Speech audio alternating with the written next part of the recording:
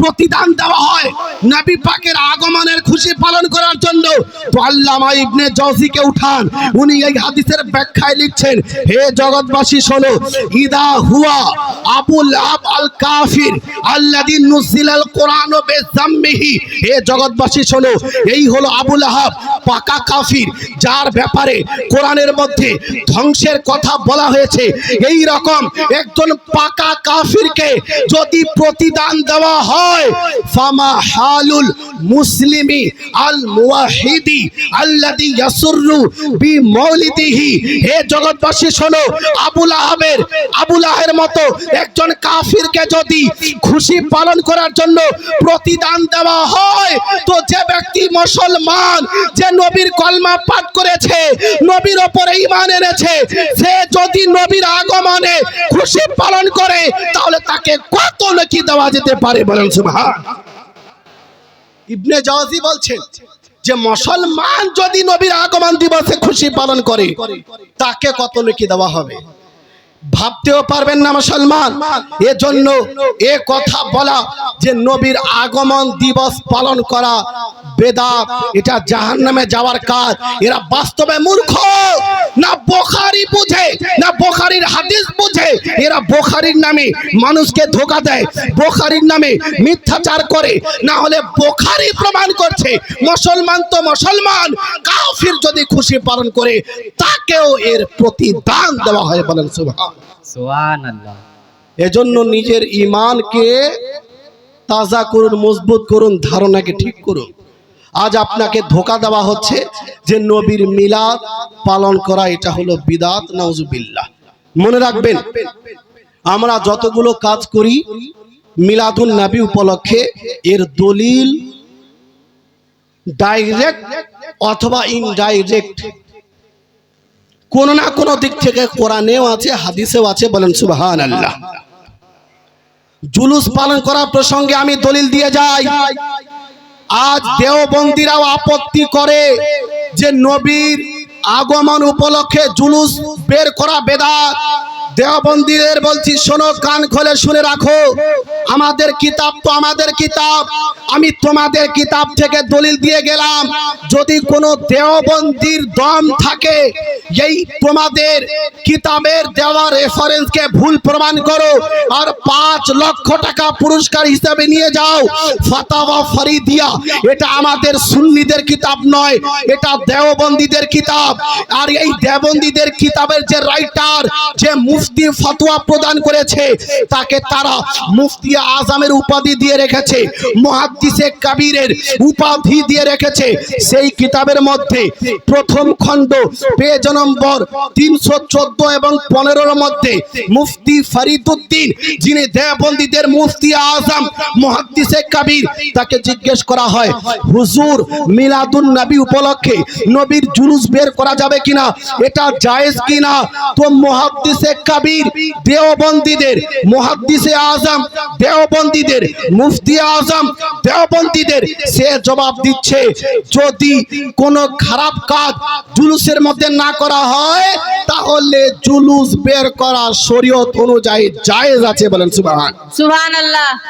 যদি দম থাকে, দেওবন্দীদের বলছি যে এই রেফারেন্সকে ভুল প্রমাণ করো, আর যদি এই রেফারেন্সকে ভুল প্রমাণ না করতে পারো, তো তোমাদের মুফতি আজম, তোমাদের মুহাদ্দিসে কবির, তোমাদের মুহাদ্দিসে আজম, তার উপরে বিদআতের ফতোয়া লাগাও যে আমাদের মুহাদ্দিসে আজম, আমাদের মুহাদ্দিসে কবির, আমাদের মুফতি আজম একটি বিদআতকে জায়েজ বলেছে, একটি বিদআতকে সমর্থন করেছে।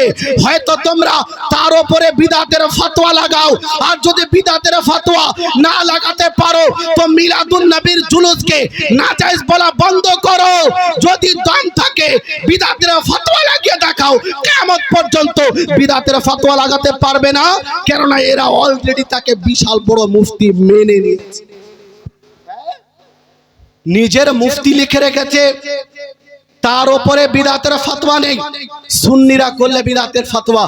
আমি আজ আপনাদের উদাহরণ দিয়ে যাই কয়েকটি, সময় হয়ে গেল শেষের দিকে।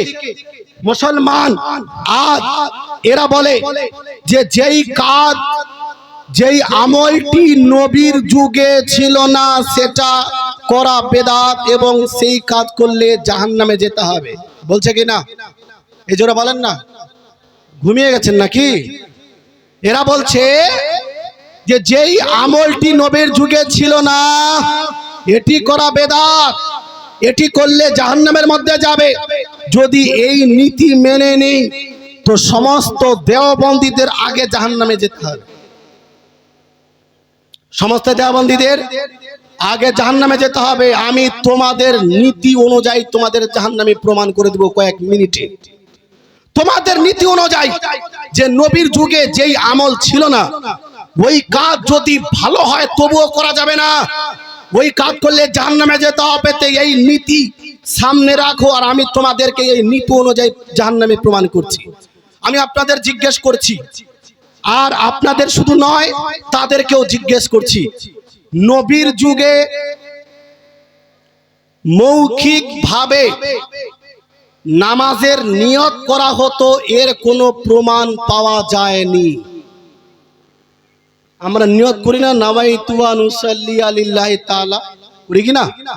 প্রত্যেক নামাজের মৌখিক নিয়ত করি, কিন্তু কোন হাদিস দ্বারা এটা প্রমাণিত নয় যে নবী পাক মৌখিক নিয়ত করতেন অথবা সাহাবায়ে কেরাম মৌখিক ভাবে নিয়ত করতেন অথবা তাবেঈনে কেরাম মৌখিক ভাবে নিয়ত করতেন। এটা প্রমাণিত নয়। এটা দেওবন্দীদের মৌলানারাও স্বীকার করেছে যে মৌখিক ভাবে নিয়ত করতেন, এটা প্রমাণিত নয়। নিয়ত হলো অন্তরের নাম, ইরাদার নাম। আপনি জোহরের নামাজ পড়তে গেছেন, আপনার অন্তরে একথা আছে যে আমি জোহরের 4 রাকাত ফরজ নামাজ আদায় করছি এই ইমামের পিছনে। এই যে নিয়ত আপনার অন্তরে আছে, এটাই নামাজ সঠিক হওয়ার জন্য যথেষ্ট।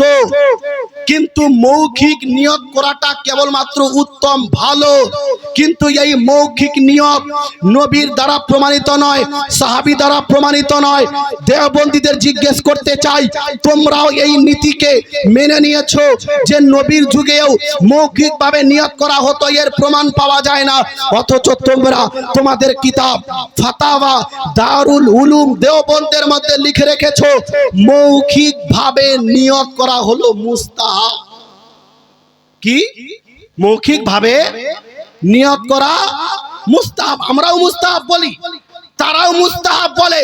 তো নিয়ত, মৌখিক নিয়ত নবীর যুগে ছিল না, সাহাবায়ে কেরামের যুগে ছিল না। তো যেটা নবীর যুগে ছিল না সেটা যদি বেদাত হয় তো তোমরা নিজেদের উপরে বিদাতের ফতোয়া লাগিয়ে দেখাও যে নবী মৌখিক নিয়ত করতেন না, আমরা করে বিদাতি হয়েছি। তোমরাও মৌখিক নিয়তকে সাপোর্ট করো, সমর্থন করো এবং মৌখিক ভাবে নিয়ত করো। তো এটা কোন হাদিসের ভিত্তিতে? কিয়ামত অবধি কোন দেওবন্দি কোন হাদিস দিয়ে প্রমাণ করতে পারবে না যে নবী পাক মৌখিক ভাবে নিয়ত করেছেন অথবা করতে বলেছেন। কোন দলিল নেই, তারপরেও এরা মৌখিক ভাবে নিয়ত করে। বোঝা গেল এরা একদিকে বলে যেই কাজ নবী করেননি অথবা করতে বলেননি সেটা বিদআত, অথচ তারা নিজেই মৌখিক ভাবে নিয়ত করে বিদাতি হয়েছে। একটি দলিল, উদাহরণ, আরো একটি উদাহরণ আপনাদের সামনে দিই। আপনাদের মসজিদে জুমার দিনে কয়টি আজান হয়? কয়টি আজান হয়? 2টি আজান হয়। কোরআনের কোন আয়াতে, যত হাদিসের কিতাব আছে কোন হাদিসে জুমার দিন 2টি আজান দিতে হবে এটা উল্লেখ নেই। নবী পাকের যুগে জুমার দিনে জুমার নামাজের জন্য কেবলমাত্র 1টি আজান দেওয়া হতো। হযরত আবু বকর সিদ্দিকের যুগে কেবলমাত্র 1টি আজান দেওয়া হতো। হযরত উমর ফারুকের যুগে জুমার দিনে কেবলমাত্র 1টি আজান দেওয়া হতো, 2টি আজান দেওয়া হতো না। 1টি আজান কোনটি? যেটা খুতবার আগে দেওয়া হয়, সেই আজান নবীর যুগে দেওয়া হতো, আবু বকর সিদ্দিকের যুগে দেওয়া হতো, হযরত উমর ফারুকের যুগে দেওয়া হতো। প্রথম আজান যেটা আমরা দিই, ওয়াহাবি দেওবন্দি আহলে হাদিস সকলেই যেই প্রথম আজান দেয় যেই আজান নবী যুগে ছিল না। আমি দেওবন্দীদের জিজ্ঞেস করতে চাই, আহলে হাদিসদের জিজ্ঞেস করতে চাই, যদি তোমরা তোমাদের ওই নীতির উপরে অটল থাকো যে যেই কাজ নবীর যুগে ছিল না, যেটা নবী করেননি, সাহাবায়ে কেরাম করেননি, সেটা করা বেদাত। তো আমি জিজ্ঞেস করতে চাই, নবীর যুগে কেবল একটি আজান হতো, হযরত আবু বকরের যুগে একটি আজান হতো, উমরে ফারুকের যুগে একটি আজান হতো, তোমরা বলো যে একটি আজান বাড়িয়ে তোমরা বিদআত কেন করছো? যদি এই সংজ্ঞাই তোমাদের নিকটে হয় যেটা নবী করেননি অথবা করতে বলেননি, সেই কাজ করা হলো হারাম, করলে জাহান্নামের মধ্যে যেতে হবে। যদি এই নীতিকে মানো তো নিজেদের ওপরে বিদআতের ফতোয়া লাগিয়ে দেখাও। কথা ঠিক বলছি না ভুল? এজন্য বলেন না, যদি বিদআতির সংজ্ঞা এটাই হয় যে